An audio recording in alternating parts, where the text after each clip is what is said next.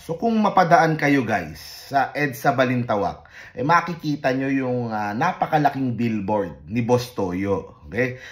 Nakalagay lang doon, Pinoy Ako. Nung una, nadadaanan ko yun, nagtataka ako, ano kaya itong Pinoy Ako na to? Ito kaya ay produkto? Ito kaya ay organisasyon o advocacy? O nalaman ko po kanina doon sa presscon na ginanap sa may Mandaluyong na itong Pinoy Ako pala ay isang organisasyon na naging party list that represents mga indigenous people of the Philippines. Ang party list na system ay ginawa po talaga para sa mga marginalized sector po natin. Hindi po yan para sa mga anak ng mga politiko, sa mga dynasty. Yan po talaga ay para sa mga sektor na maaari pong na-eechapwera ng lipunan at napapabayaan. At isa na nga po dyan ay yung mga indigenous people at yung pong mga ordinaryong mga obrero po natin. At yan daw yung nire-represent nung Pinoy Ako. At kanina po, na-meet po natin yung pong kanilang mga nominees, katulad po ni Attorney Hill Valera. Ang kinaganda po dito sa Pinoy Ako nga, yung kanilang mga nominees ay puro galing sa mga indigenous people sa iba't ibang party po ng bansa. Itong si Boss Toyo, nung una akala ko tatakbo din sa politika, papasok din, magiging, hindi po siya ginawang nominee nung Pinoy Ako. Papanood ko po mamaya yung video kung saan sinasabi po nila yon na siya po ay isa lamang parang spokesperson o ambassador o kasapi sa grupo ng Pinoy Ako. Ito pong susunod na video na ipapanood ko ay yung mga pag-ikot ng Pinoy Ako na organization kasama si Boss Toyo para po maabot yung mga iba't ibang mga katutubo ng mga tribes all over the country, Luzon, Visayas, Mindanao. So ito, panoorin po natin yung sample. Ako po ay isa po ako miyembro ng Pinoy Ako organization. Isa po ako kaanib nila na meron pong advokasya at naglalawig na mapuntahan po yung mga indigenous people sa iba't ibang parte ng Pilipinas. At isa po nga itong Baras Rizal na napili namin na mapuntahan. At hindi lang naman po dito ito nagtatapos dahil meron po itong pangmatagalan na mga plano yung Pinoy Ako organization para sa mga indigenous people. So nagpapakilala lang po kami para at least po alam po nila na meron pong isang organisasyon para po sa kanila, sa mga kapwa po natin na Pilipino na nasa malalayo at nasa mga liblib na lugar. Isa po ako kaanib ng Pinoy Ako organization at isa sa mga aktibong miyembro nila na talagang nagpapalaganap ng aming advokasya at adhikain na makatulong sa mga indigenous people. So, ayun, aside po sa pagbisita nila Boss Toyo at ng Pinoy Ako sa mga iba't ibang areas para po mag-conduct ng medical missions o pagbibigay po ng tulong dun sa mga katutubo po nating kababayan, kanina po ay nilatag nung kanilang mga representatives, nung kanilang mga nominees, yung pong plano kung sakali po silang mahalal sa Kongreso. Okay?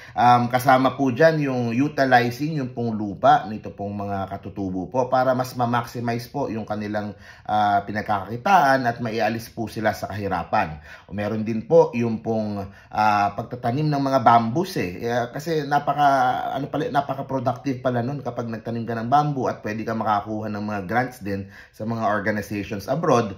O as other than that, they're also proposing a bank for indigenous people, parang IP bank, similar sa land bank, pero ito po ay nakafocus in addressing yung pong mga banking needs ng mga indigenous people sa ating iba't ibang parte ng bansa.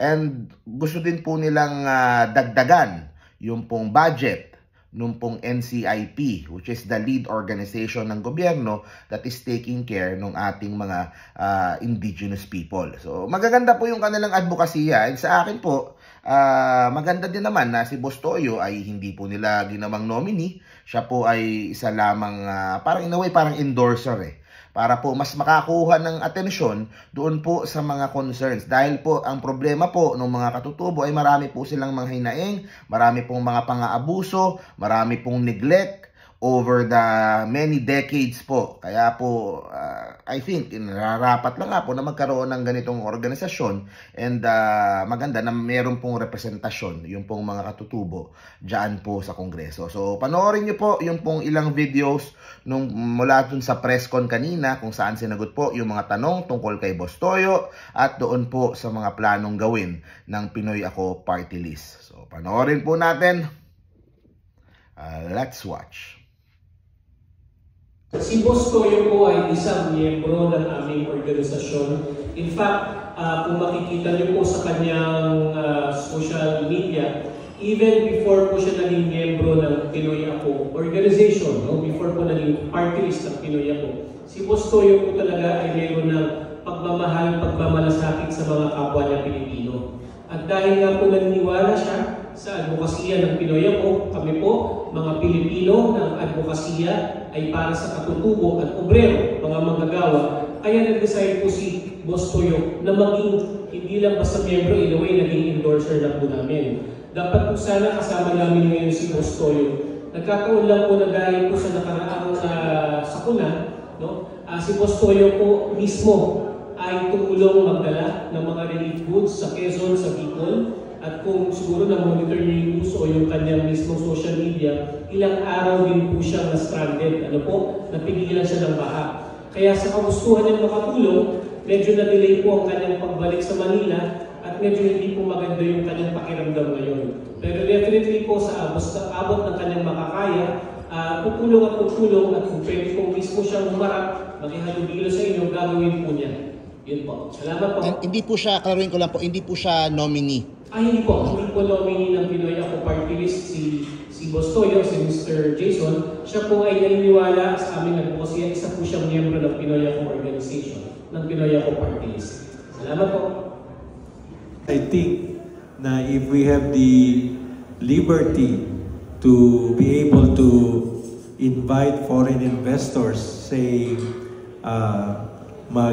maglagay ng large-scale cattle raising, wala tayong katutubo na mga lupa na libo-libo ang baka.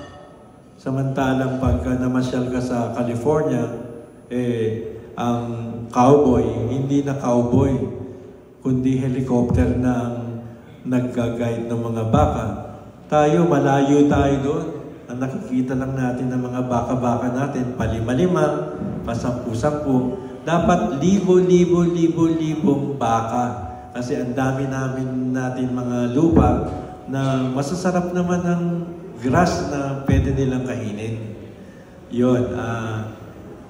Meron pong provision ang IPRA law na nagsasabi na